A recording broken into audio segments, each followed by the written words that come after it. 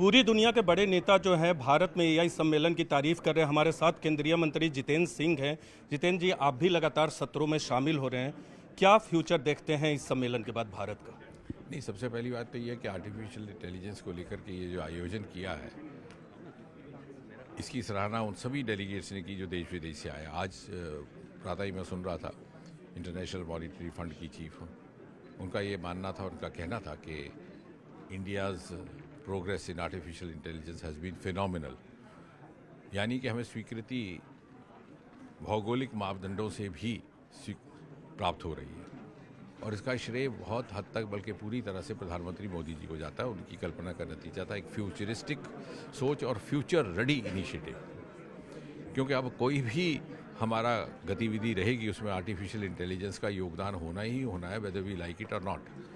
लेकिन how to handle artificial intelligence intelligently and how to be a good learner and learn to be a good learner, ये सारी बात तो आज भारत किसी से पीछे नहीं। और दूसरी बात जो सबसे ज़्यादा महत्वपूर्ण है हम सब के लिए, जो भारतीय मूल के लोग हैं, जो प्रधानमंत्री जी ने कल मानव का मंत्र दिया, बिल्कुल, क्योंकि आखिरकार यदि एक शब्द कहे तो integrity. Artificial intelligence can substitute anything on this planet, but it can not be a substitute for integrity.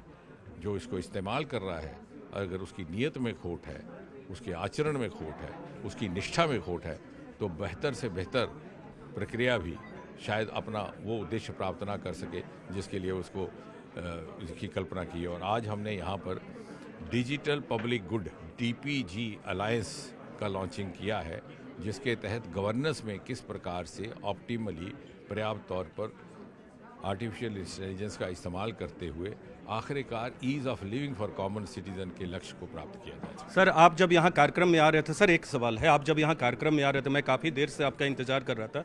Expo hall 5 जो दूसरा कोना है, वहाँ यूथ कांग्रेस के कार्यकर्ताओं ने अर्धनग्न व्यवस्था में प्रदर्शन किया। कैसे देख रहे हैं इस तरह के अंतर्राष्ट्रीय सम्मेलन में उनका ये प्रोटेस्ट? ये जो समिट रहा है, ये मुख्य तौर पर इसका केंद्र बिंदु युवा है। युवा चाहे यूथ कांग्रेस का हो चाहे नॉन यूथ कांग्रेस का हो, युवा जो भारत का है ये उसके हित का है। यदि इसे आप राजनीतिक लकीरों में बांटेंगे तो उसका अर्थ ये हुआ कि आप इस तरह के सम्मेलनों का लाभ प्राप्त करने के लिए तैयार नहीं है, या शायद आपके भाग्य में नहीं। क्या कांग्रेस को माफ़ी मांगनी चाहिए? सर, तो बिल्कुल ये थे हमारे साथ जितेंद्र सिंह। साफ कहना है कि एआई सम्मेलन जैसे आयोजन पर राजनीति नहीं होनी चाहिए, और कांग्रेस ने जो किया है वो शायद राजनीति के लिए किया है। उन्होंने ये संदेश दे दिया है। कैमरा पर्सन नीरज तिवारी के साथ नीरज कुमार, न्यूज़ 18 इंडिया, दिल्ली।